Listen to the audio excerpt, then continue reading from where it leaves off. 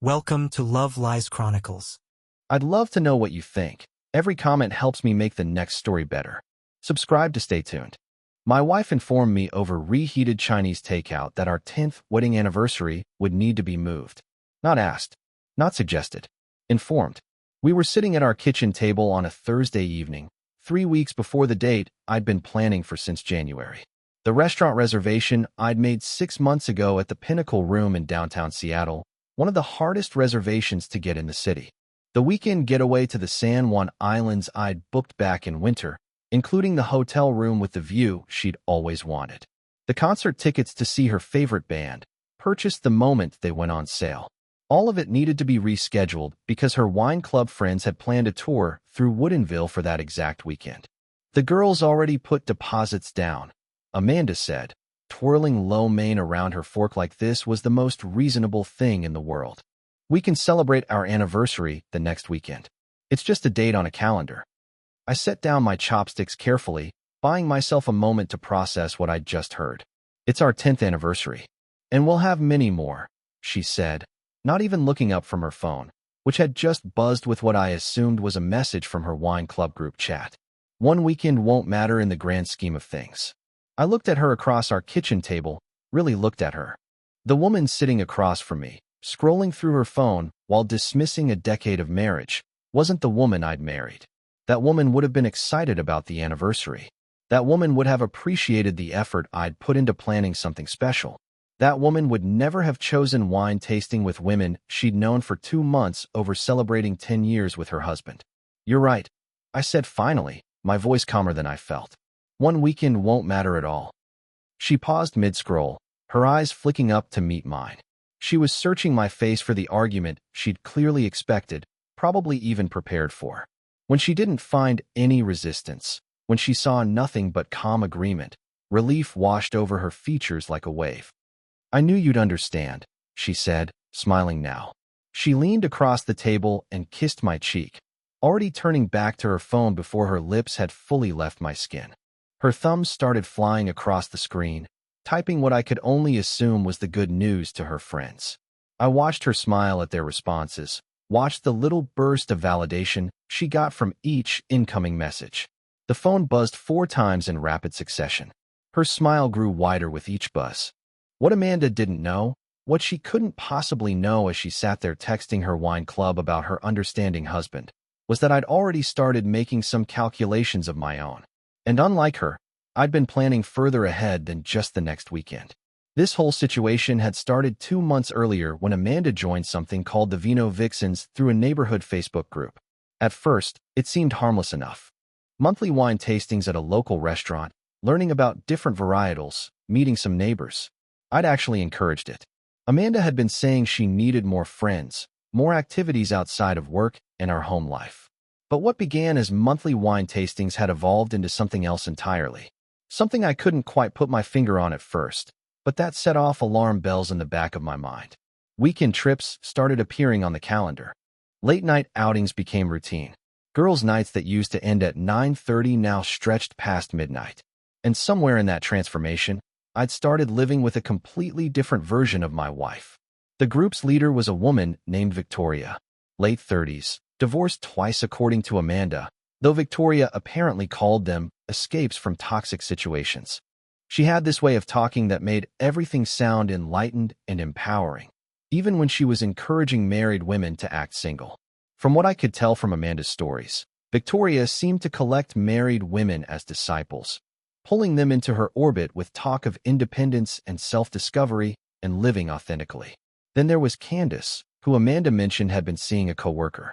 When I'd asked if he was single, Amanda had gotten defensive and said it wasn't her place to judge. That should have been my first real red flag right there. My wife, who used to have strong opinions about right and wrong, suddenly refusing to judge a woman having an affair. Heather was another member, currently engaged for the 3rd time according to the stories I'd overheard. The common thread in all her failed relationships seemed to be that the men couldn't handle her independence. At least that's how she told it. I suspected there might be another side to those stories. And then there was Morgan, whose husband was deployed overseas with the military. Amanda had mentioned how lonely Morgan was, how hard it was to be apart. What Amanda seemed to gloss over was that Morgan spent most of her lonely nights at bars, posting photos in revealing outfits, collecting attention from men who definitely weren't deployed. These were the women giving my wife life advice. These were the people she was choosing to spend her time with, to listen to emulate. The warning signs had been building for weeks, each one small enough to dismiss on its own, but together forming a pattern I couldn't ignore. Amanda started coming home at 11 on what were supposed to be weeknight tastings. When I'd mentioned that 11 seemed late for a tasting that started at 7, she'd get irritated and say I was tracking her movements. Her vocabulary changed too. Suddenly everything was about wine o'clock and self-care and living her truth. She started taking phone calls outside, even in cold weather, saying the house was too loud even when I was sitting quietly reading. Phone privacy became paramount. She changed her passcode, something we'd never felt the need to do in 9 years of marriage. When her phone was face up on the counter and a notification came through, she'd flip it over quickly, sometimes mid-conversation. The financial changes were harder to ignore. When I questioned a single charge of $800 for 1 month of wine club activities, she'd gotten more defensive than I'd ever seen her. "I'm investing in friendships," she'd said, her voice taking on that new edge it had developed recently. "Women need community. Why is that so hard for you to understand? Community that costs $800 a month? Amanda, that's not normal social spending. You spend money on your hobbies. Why can't I spend money on mine? My hobbies don't require lying about where I am until midnight." The words came out sharper than I'd intended, but I was tired of the circular conversations we kept having. "I'm not lying. I'm just not reporting to you like a child. I'm an adult woman who doesn't need permission to have a social life." That phrase, like a child, stuck with me. It was new. That wasn't Amanda's normal way of speaking. That sounded like something someone had told her to say. That sounded like Victoria. "I never said you needed permission," I'd replied, keeping my voice level. "I asked where you were because I care. That used to be called partnership." She'd rolled her eyes at that. Actually rolled her eyes. And then she'd walked away, ending the conversation by simply refusing to participate. That's when I'd started paying closer attention. Really paying attention. Her phone lit up constantly with group chat messages, the screen glowing on the nightstand at all hours. One night, she'd left it unlocked while she went to shower. "I'm not proud of looking, but I'm not sorry I did either." The message on her screen was from Victoria. "Did he give you grief? Men hate when we have our own lives. Stay strong, sister." The next afternoon, I'd taken the liberty of looking through her tablet when she'd left it open on the coffee table. She thought I was in my home office on a call. I wasn't. I'd seen the Veno Vixens private Facebook group was still logged in. I spent an hour scrolling through 2 months of posts, and what I found made my blood run cold. Victoria's posts read like a handbook for destroying marriages. Train your husband to respect boundaries. If he questions where you are, that's controlling behavior, not concern. Your independence is non-negotiable. The other women would share their stories, and Victoria would dissect each husband's behavior like a prosecutor building a case. Candace bragging about her secret affair, calling it taking back her power. Screenshots of text conversations with a married man, complete with laughing emoji reactions from the group. "He makes me feel alive again," she'd written. "My boyfriend just doesn't get me anymore." Someone pointed out that the man was married. Candace's response: "His marriage isn't my responsibility." Heather complaining about all 3 of her ex-fiancés in detailed posts, though reading between the lines made it crystal clear why they'd all left. One had apparently couldn't handle her close friendship with her male co-worker. Another got insecure when she wanted to travel alone. The third tried to control her finances. Each story sounded more like a man who'd finally had enough of being disrespected. Morgan posting revealing photos at 2 in the morning while her husband was literally in a combat zone. Comments from the group cheering her on. "You deserve to feel beautiful. Don't let deployment dim your light. Living your best life." One photo showed her dancing with a man at a bar, his hands on her waist. The caption, "Lonely night? Not anymore." But what really caught my attention, what made me screenshot everything, was the post from a week before our anniversary conversation even happened. Victoria had written, "Any of you ladies have anniversaries or birthdays coming up? Planning something epic for that weekend in Woodinville. Girl time over obligation time. Who's with me?" 5 women had commented interest. Amanda was third. Her comment, "Count me in." My 10th is that weekend, but this sounds way more fun. He'll understand. My 10th anniversary. Something I'd been planning for months. Something that should have mattered. Dismissed as less fun than drinking wine with women she'd known for 8 weeks. I'd screenshot everything. Every post. Every comment. Every piece of evidence that showed exactly how this group operated and what they were doing to my marriage.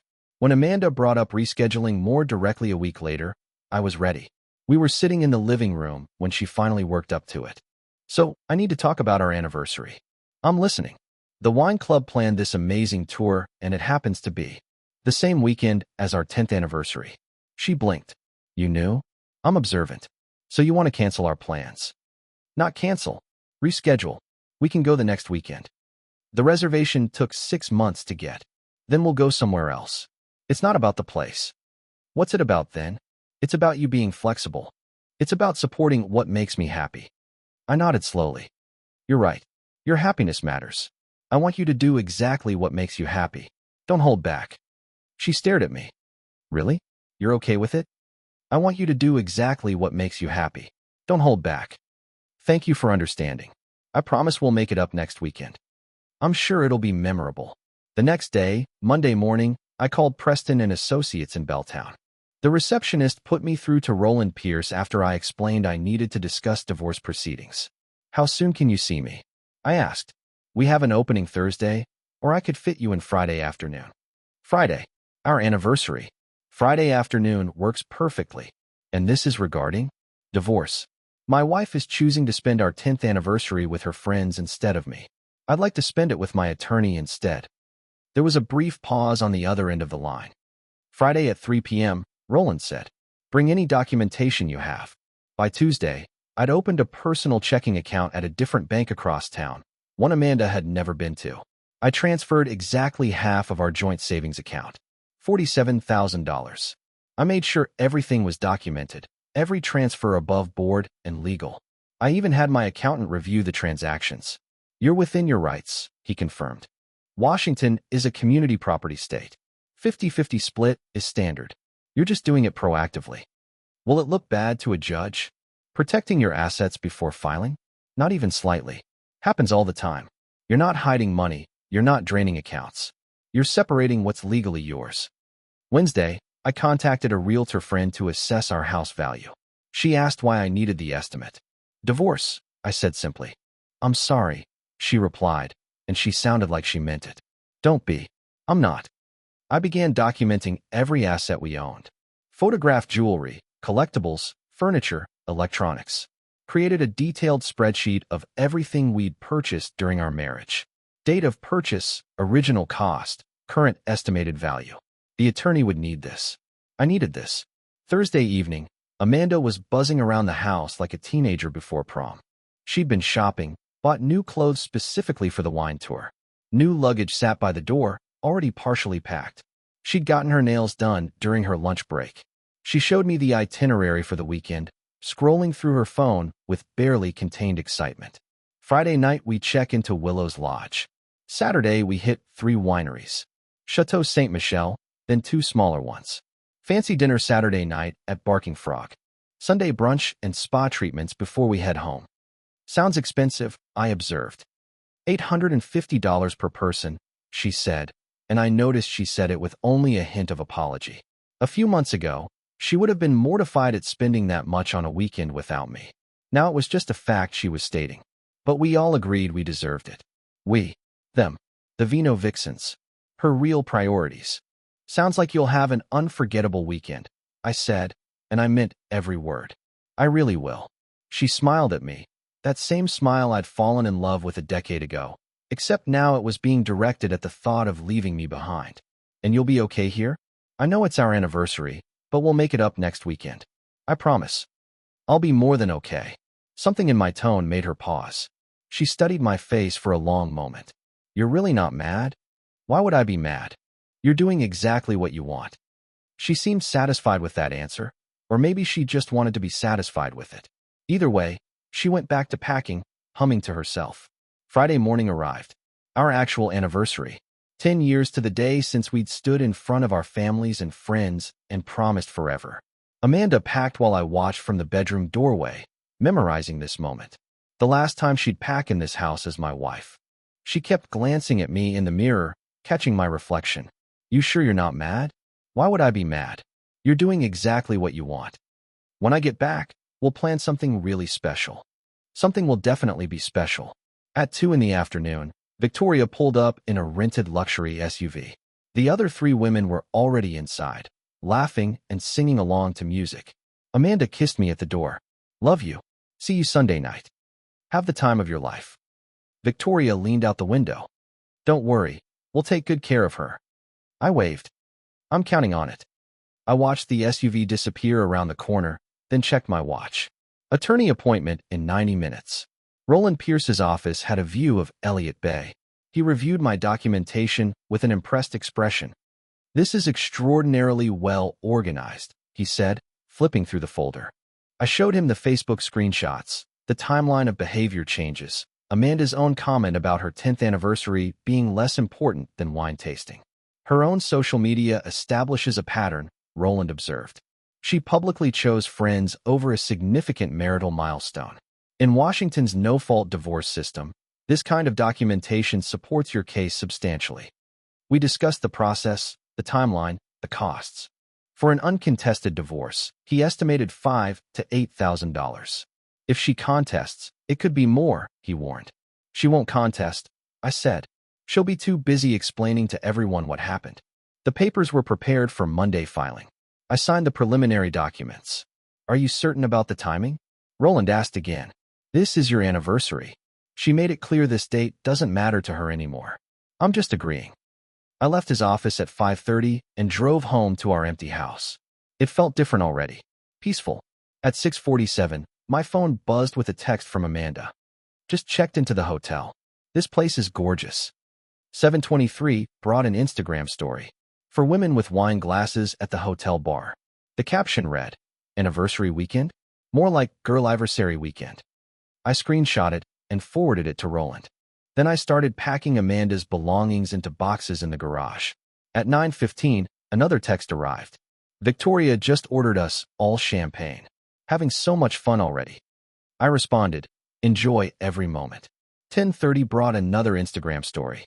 The 4 of them at the hotel restaurant bar, clearly drunk. Victoria's arm was around Amanda. The caption said, to new traditions and leaving old obligations behind. I took our wedding photo off the mantle and packed it away. Then I removed my wedding ring and placed it in an envelope with a note. You won't need this anymore. Saturday morning started with social media updates. 11 a.m. brought a group photo from Chateau St. Michel Winery. All 4 women wore matching Veno Vixens t-shirts. Amanda's Instagram story caption read, 10 years married and finally doing what I want. Victoria commented, about time girl. Candace added, living your best life. Heather chimed in, this is what freedom looks like. I continued packing while they posted. Called a moving company and reserved a storage unit at the public storage on Aurora Avenue. By afternoon, I'd organized everything into clear categories of hers, mine, and shared. 2:30 brought a video. Amanda dancing with a wine glass, obviously intoxicated. Victoria was filming. Tell everyone what you're celebrating. Amanda's voice, slurred and happy. Freedom. I'm celebrating freedom from expectations. The other women cheered in the background. I downloaded the video and sent it to Roland with a note, additional evidence. Then I removed Amanda's name from our joint credit cards, changed all our streaming service passwords, and updated my emergency contacts at the bank. At 5 p.m., a photo appeared of Amanda at the 3rd winery. Her left hand was clearly visible in the shot, raised with a wine glass. Her wedding ring was gone. The caption, left the ball and chain at home. JK, or MI. 147 likes. 23 comments. Her aunt commented, where's your ring, honey? Amanda replied, taking a break from expectations. I sent the screenshot to Roland and texted my brother. Guest room still available? Always, he replied. You doing okay? Better than I've been in months. Saturday evening brought photos from their fancy dinner at Barking Frog. The 4 women dressed up, multiple wine bottles visible on the table. Amanda's post, best anniversary dinner ever. Who says you need a husband to celebrate love? These queens are all I need. Victoria commented, screenshot this energy. This is growth. At 8:30, my phone rang. Amanda's name on the screen. I answered. Hey. Her voice was thick with alcohol. Just wanted to check in. Having fun. So much fun. You should see this place. Maybe. Maybe next year we can come here. For our anniversary. Maybe. You're not mad, right? You sound weird. I'm not mad. I'm clear. Clear about what? About what I need to do. Enjoy your dinner. Love you. Goodbye, Amanda. I hung up before she could process the finality in that word. 9:15 brought another Instagram story. The women were at the hotel bar again. Men were visible in the background. Victoria was recording. Guess what, ladies? The universe provides. The camera panned to show 3 men joining their table. Amanda was giggling, accepting a drink from an unknown man. 11:30 brought the final post of the night. A photo of Amanda with one of the men, his arm around her shoulders. She was leaning into him, wine glass in her other hand. Caption: sometimes the best nights are the unexpected ones. I shut off my phone, loaded the last box into my truck, and left our house key on the kitchen counter. On the table, I placed a letter I'd written, my wedding ring beside it, and copies of all my documentation in a manila folder. The note on top read, read everything. Then call your attorney. You'll need one. I closed the door behind me and drove to my brother's house. Sunday morning, I kept my phone off. Amanda would be driving home, probably hungover, possibly still happy about her weekend of freedom. I imagined her pulling into our driveway, noticing my truck missing, using her key on the unlocked door. I could picture her calling out, walking into the kitchen, seeing the letter on the table, the ring, the keys, her hands shaking as she opened the envelope. My brother and I were having coffee when I finally turned my phone back on. 35 missed calls from Amanda. The voicemails progressed from confused to angry to desperate. The last one was just sobbing, barely coherent. Text messages filled my screen. This is insane. You can't be serious. Call me right now. We need to talk about this. You're overreacting. It was just a weekend with friends. Please answer me. I'm sorry, okay? I'm sorry. Don't do this, please. I love you. Answer your phone. At 1:15, she called my brother. He answered on speakerphone. Where is he? I need to talk to him. He doesn't want to talk to you. This is crazy. It was just a girls' weekend. On your 10th anniversary. Without your wedding ring. With your arm around another man. How did he? That was innocent. We were just having fun. Maybe you should have had fun with your husband. Please, just let me talk to him. He's done talking. You'll hear from his attorney tomorrow. My brother hung up. 30 minutes later, my phone showed an incoming call from Victoria. I didn't answer. Then Candace. Then Heather. I blocked all of them. The Veno Vixens group chat told a different story. I could see it through Amanda's iPad, which was still linked to her accounts. Amanda had written, I need help. My husband filed for divorce. Candace, what? Why? Amanda, because of this weekend. Heather, that's psychotic. Morgan, he can't divorce you for taking a trip. Amanda, he has screenshots of everything we posted. Long pause in the chat. Victoria, girls, maybe we should take this offline. Amanda, Victoria, you said this was normal. You said I deserve this. Victoria, I didn't tell you to take off your ring. Amanda, you said to leave obligations behind. You literally toasted to it. Candace, did something happen with that guy at the bar? Amanda, no. But there are photos. Heather, listen, Amanda, this is your marriage. We can't be responsible for your choices. Amanda, but you all encouraged me. Morgan, we encouraged you to have fun, not blow up your life. Then, one by one, they left the conversation. Victoria first, then Candace, then Heather, then Morgan. Amanda was alone in the group chat she'd valued over her marriage. Monday morning at 9 a.m., a process server arrived at our house. Amanda answered in her bathrobe. She'd clearly been awake all night. Amanda Harrison? Yes. You've been served. She opened the envelope with shaking hands. Official divorce filing. Court date 60 days out. Grounds, irreconcilable differences. Abandonment of marital obligations. Her own Instagram posts were attached as exhibits. She called 3 law firms. All quoted a $5,000 retainer minimum. One attorney asked, were you represented in these social media posts accurately? Yes, but I didn't mean. Intention doesn't matter. Documentation does. She couldn't afford any of them. Her call to her parents didn't go the way she expected. "You did what on your anniversary?" her mother asked. Her father was more direct. "Let me get this straight. He made plans 6 months in advance, and you canceled for wine tasting?" "It was more than that." "Was it? Because it sounds like you chose your friends over your husband, and posted about it, publicly." Within a week, the Veno Vixens were imploding. Candace's affair was exposed when her co-worker's wife found their messages. She was fired. Morgan's husband returned early from deployment, saw her Instagram posts, and filed for separation. The military community canceled her completely. Victoria's married boyfriend's wife found their text messages. Victoria was facing her third divorce as a result, except this time, she was the other woman. Heather announced her fourth engagement. The comment section was brutal. 2 weeks after I filed, we met for the first mediation at Roland's office. Amanda arrived with a court-appointed attorney. She'd qualified for legal aid. She looked terrible. Lost weight, dark circles under her eyes, couldn't meet my gaze. Her attorney reviewed the settlement proposal. "This is fair. More than fair." "You're lucky," her attorney told her quietly. With the evidence, he could have pushed for more. I spoke for the first time since she'd entered the room. "I don't want to destroy you. I just want to be free of someone who didn't value what we had." Amanda started crying. I know I destroyed it." "Yes, you did. Can I just explain?" "No, there's nothing to explain. You made your choices clear. Posted them for everyone to see. It was a mistake. It was a choice. Multiple choices over several weeks." The settlement was straightforward. House sold, proceeds split 50-50. Savings already divided. She kept her car. No alimony. Each kept their own retirement accounts. Fair division of furniture and household items. She signed with a trembling hand, tears dropping onto the paper. "I'm so sorry. I know you are." Now, 6 weeks later, we stood in King County Family Court. The judge reviewed our uncontested divorce. "Any last statements?" Amanda shook her head. I remained silent. Divorce is granted. Marriage dissolved. The gavel sounded. 10 years over in 3 minutes. In the parking lot, Amanda caught up to me.